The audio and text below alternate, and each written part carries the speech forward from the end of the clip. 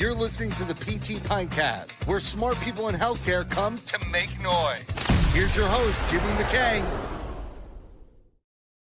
Thanks, voiceover guy. Big thanks to Empower EMR. If your clinic is stuck in an EMR that slows you down, that's not forever. You can just get a different one. Even if it's like, oh, getting a new MR, that'll be so frustrating. Yeah, it's that or dealing with the one you have now. Empower gives you speed, clean workflows, and features PTs actually asked for, which is nice. Better notes, faster documentation, smooth operations. Every time I say smooth operations, I hear that song, Smooth Operator, from like the 80s.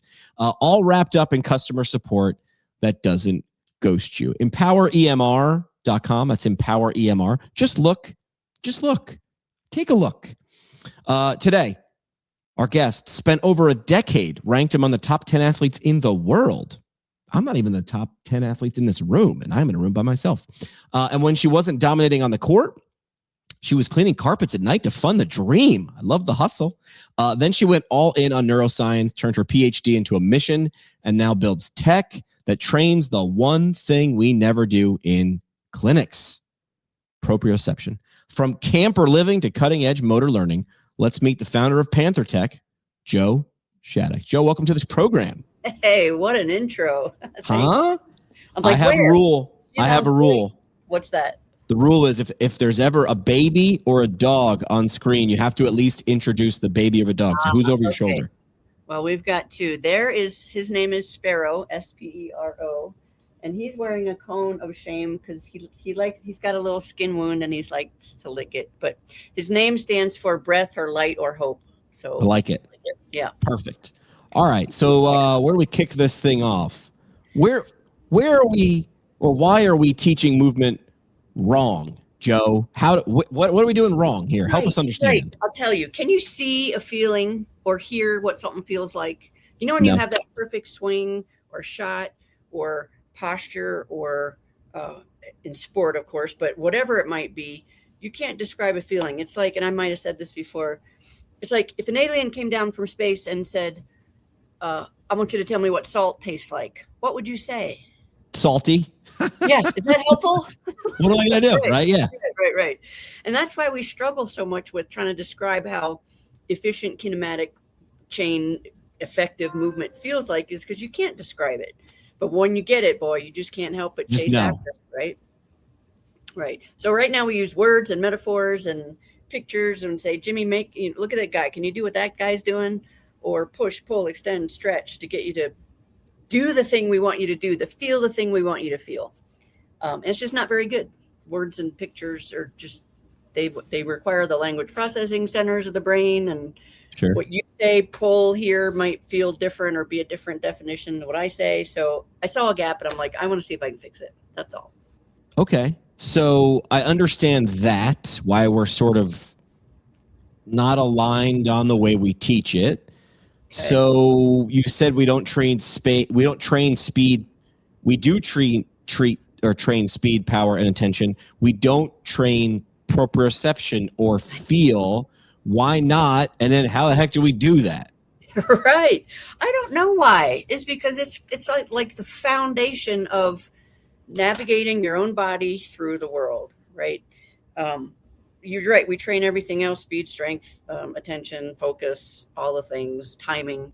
But the way that you perform well at all those other things is to have a mastery of your own body and time and space. And we don't teach that. We try. Do you remember the head, shoulders, knees and toes, little kid? Okay, I know. Anyway, that's kind of the beginning of it. Like, oh yeah, crossing the midline with, development age athletes, those types of things are kids. But we just kind of stop and we assume like, well, if you're good enough or talented, you'll just pick it up on the way. And that's why Johnny sits on the bench all season and the other one, is a star quarterback. But I disagree. I think proprioception is a skill. It can be trained on the fundamentals of neuroplasticity, period. And if we don't do it, we lose out. Here's a phrase I don't think I heard in PT school, but I was also in the back of the room the second and third year.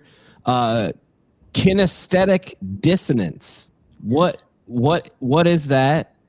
and why is it powerful? And then I'll figure out how the hell I missed it in PT school. Oh, I love it. I love it. Well, you wouldn't have heard it in PT because I can brag a little bit. We made it up. Yeah, those are the best. We made it up.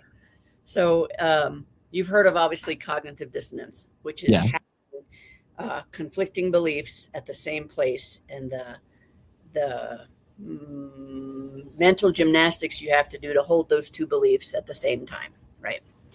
Kinesthetic dissonance, it's a cousin of that. It's not the same. You can't actually be in two places at once. But when you think that you're, for example, here with your racket prep, I'll just go racquetball, but you're actually here, that's a problem. And unless you bring awareness to where I think I am to where I really am, you're trying to steer a car that the steering's off, or the URT Sure. on the map is pointed the wrong way. Like, you can't navigate your body around the world or the field or the environment or the warehouse or space if you don't have an accurate model of where your body is in time and space. And that's where kinesthetic dissonance comes. That's what it is. It's that. So there wasn't a term you sort of had. You were like, hey, there's this feeling, there's this idea. I need to slap some words on it, and that's how phrases are born. You mentioned racket in the intro. I mentioned top 10 athlete in the world. It's not bragging if I ask you to talk about it. So talk about what you were top 10 in the world. How many top 10 in the world of anything do we get to meet in our day? Not many.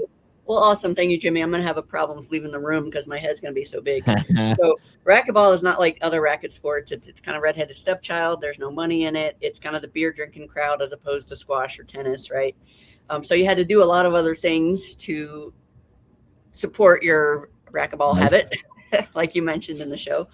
I played for 13 years straight, missed one tournament because I got the wrong date. And near the end of my career, I peaked at number 6. But I stayed in top 10 years. And it's such an amazing sport. Have you played, Jimmy? I've played a little bit. My dad's firehouse had a racquetball court in it, and he was so damn good. So I played, I've played a little, not well. Yeah.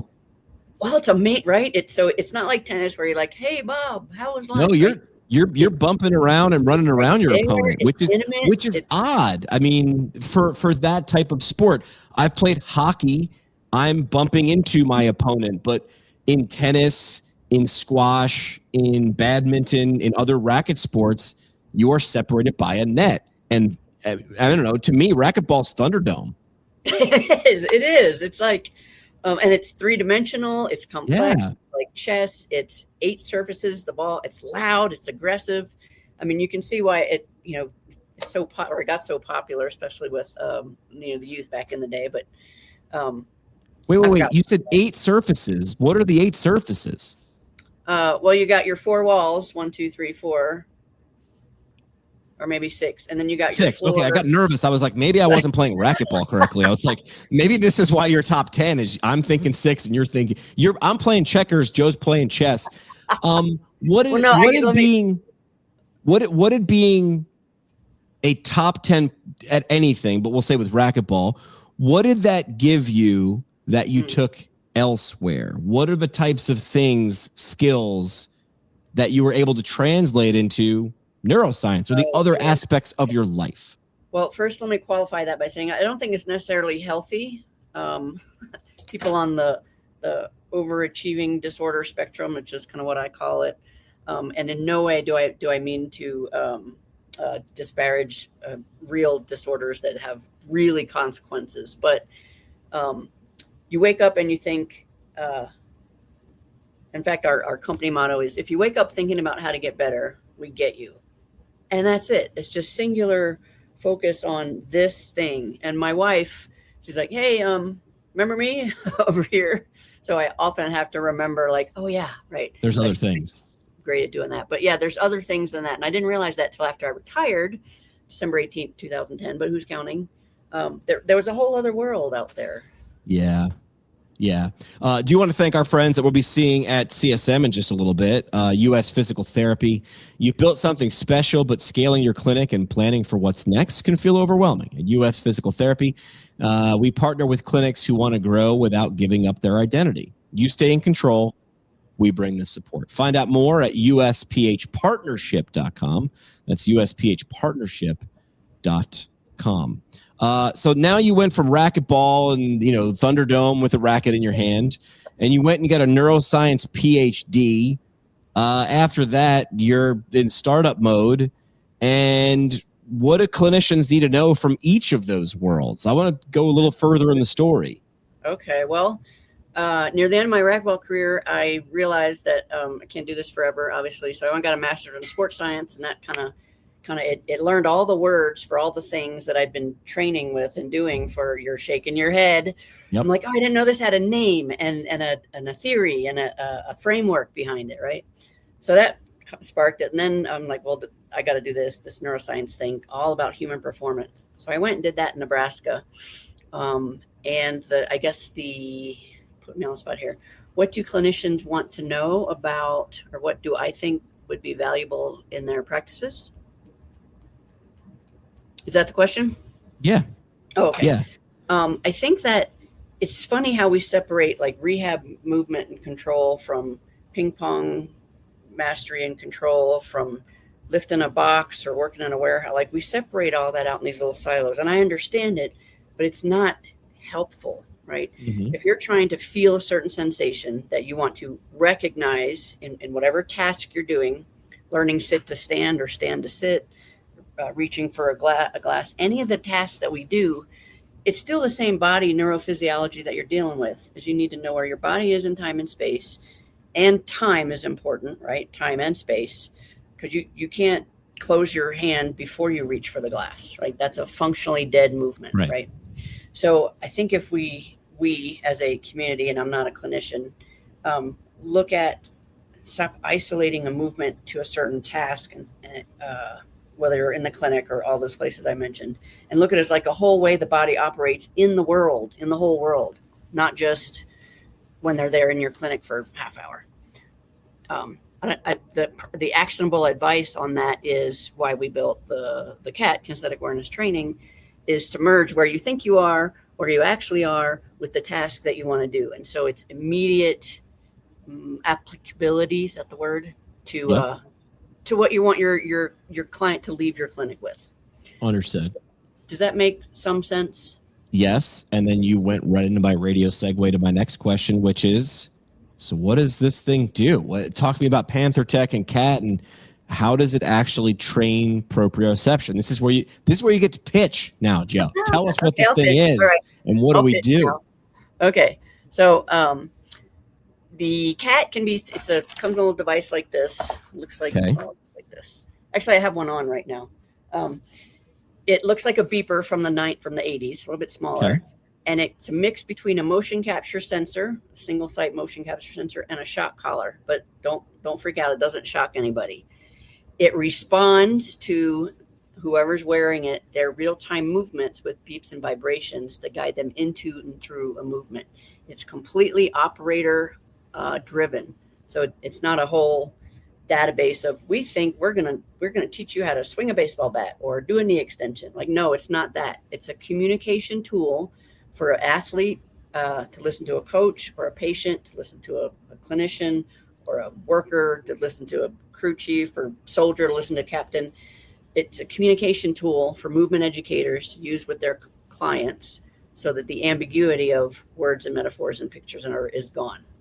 It's designed for short-term, low rep, high focus use out of context, meaning we have a lot of players that do their athletes and patients that do it in the hallway or in the living room. So you don't need a big motion capture sensor. You do it for a few minutes before you go into your craft. And it's run by, let's see, where did I go? Oh, iOS. It's a small portable device, iOS or Android. And it's a tool that helps people, I hate to use the word muscle memory, but accelerates muscle memory is what it does. Understood. Over to, yeah. Now walk us through, how's it work? Who's using it? How are they using it? What are they looking for it to do? I understand sort of rudimentarily what it looks like and what it can do, but like, what's it look like, feel like, taste like in action? Well, I'll pull it out right here. So here it is. It's on right now, right? Essentially how you would use it is you put it on your person. I'll just tuck it right back here. And if I wanted them to learn, for example, a sit to stand transition. What I might do is capture this position. So it learns, you press a button on the app, it learns what you teach it, just like saying, yes, Mrs. Smith, that's how far I want you to lean over before you stand up for your transition. As you do that, you press a button, the thing remembers it, and then in your putting it in the context, you say, okay, I want you to lean forward and find the beep, beep, beep, beep, beep. Oh, okay. I wasn't going far enough, or I was going too far. And so in the moment that you teach the movement with the words and metaphors and all that, it gives us physical sensation, vibrations on the body that directly communicate what that should feel like. It feels like this. Beep, beep, beep. Okay, now I can stand. Beep, beep, beep. Okay, now I can sit. But you can wear it anywhere on the body. We've used it on the top of the foot for dorsiflexion and drop foot. Use it on the hip for hip rotation, obviously posture. Use it on the head for some baseball and hockey and cervical dysfunction patients. Used it for what's it called? Hip drop. Trendelenburg gait or hip drop. Yep.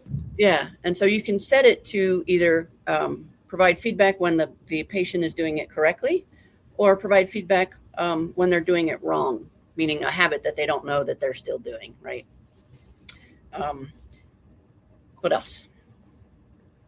I would say, what's the goal? Like, what are the goals? Like, what's the output mechanism? What's the feedback? How do I get better? So you're saying it's giving you feedback in session, in the motion, watching right. video later. I can't feel that video, but I can say, okay, my racket's low.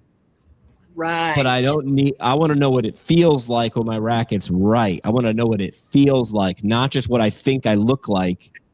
Do I have that? Yeah. Okay. Yes.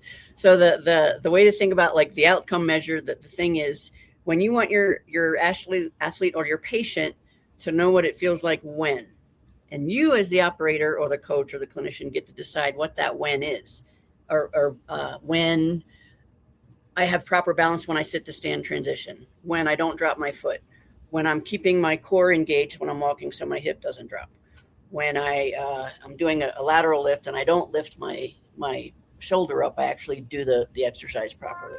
So it's designed to, the outcome measure is, oh, my patient gets to feel the thing I want them to feel, so they get better at whatever the thing is. And it's just minutes. It's remarkable, if I say so myself, how when a patient gets it and you get that, either in sport or athlete, whatever, that's where the speeds the path to that point, and then nurtures it so that they don't do wrong reps, but every rep. I remember when I was a PT student, was watching really great experienced clinicians.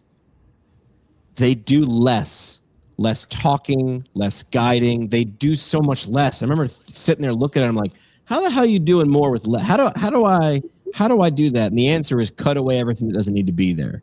Yeah. And it's hard to translate a feeling to words, which is why I was taught why cologne and perfume ads look like the weirdest thing ever. It looks like someone wrote it while they were on peyote. And the answer is because they're trying to share what something smells like through TV. And that's impossibly difficult. So it sounds like you're trying to speed that process up by more show, less tell. More feel, less tell. More feel, less tell. That is maybe the best example I think I've heard about how the mechanism works. Is like you can't show how something smells. Correct. Oh, that is wonderful. Can I steal that? Hell yeah, steal away. Oh my gosh, that's amazing. That is amazing. I thought my selfie was clever, but that's even better. So who do you get excited? Where is PantherTec? Where is the cat now in terms of, because it's a startup. Can someone buy this tomorrow, and should they be using this tomorrow? Where are you in the process? They sure can. So the three verticals we have are sports, which we're embedded already. We're in some major league teams, a lot of inquiries there. Everything from youth basketball to national basketball camps to baseball, tennis, all the things. Workplace safety, which is kind of a cousin, I guess, to occupational health, right? Because that's how you move, not just in the clinic. And then the clinical space. So I was faculty at CU Anschutz for 4 years in movement disorders. And that's where we kind of started piloting the technology there in clinical space. So if you're a rehab person, you can buy one now. I'm sure the website's on there. The beauty of it is that we've done some case studies, and I'll share some partners. Quality Living Incorporated is in Omaha, Nebraska. Okay. Carl Sterling up in upstate New York. He's opening his neuromotor training institutes.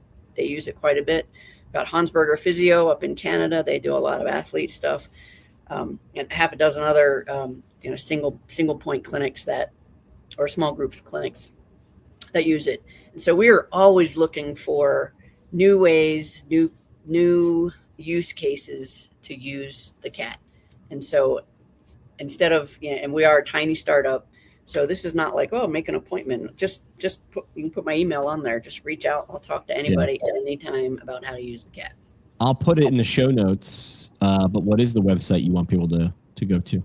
It's PantherTec.net, PantherTec.net. The joke is we couldn't afford the H at the end of tech. So leave off the last H for humble savings. Yes. Oh, that's good. That's good. And side nerd note, PantherTec actually stands for Principles of Athletics and Neuroscience Towards Human Expertise Plus Technology. And CAT stands for Kinesthetic Awareness Training. You guys got it all figured out. All right.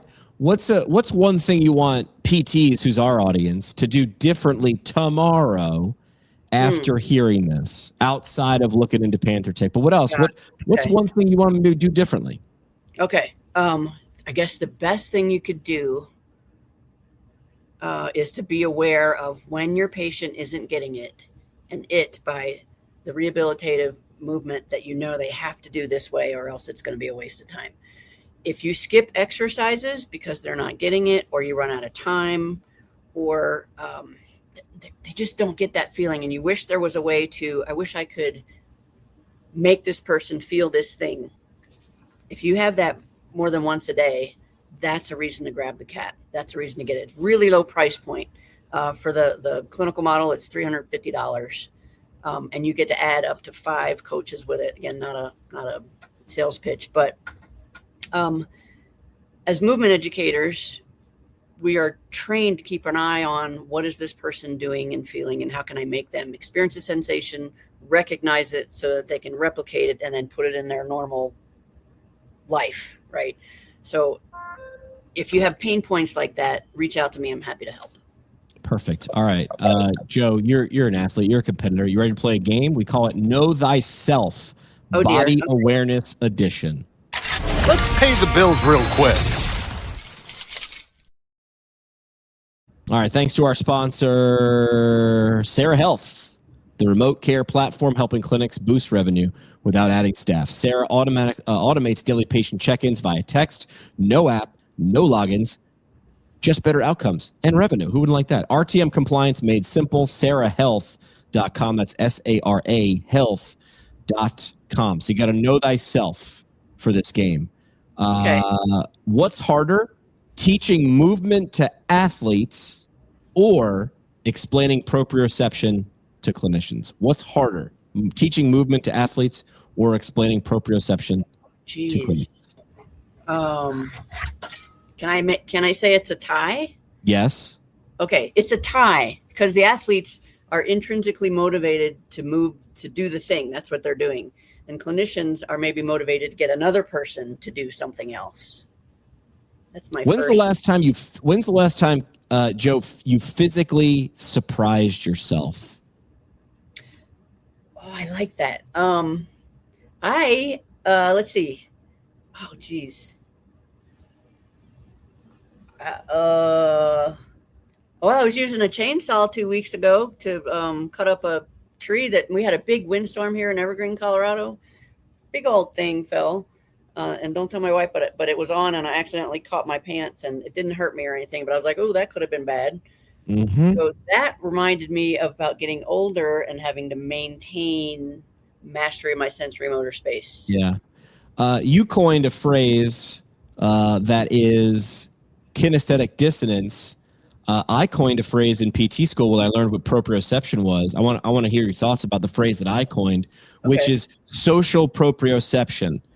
The idea there is some people don't know how to present themselves socially. They lack social proprioception. Maybe they're a close talker. Maybe they talk too much. Maybe they don't know how to read the room. Social proprioception. Thoughts on my phrase? Fantastic question. I would say it's a cousin. Proprioception is an internal focus, a knowledge of where you are in space and time, and how you interact with the environment.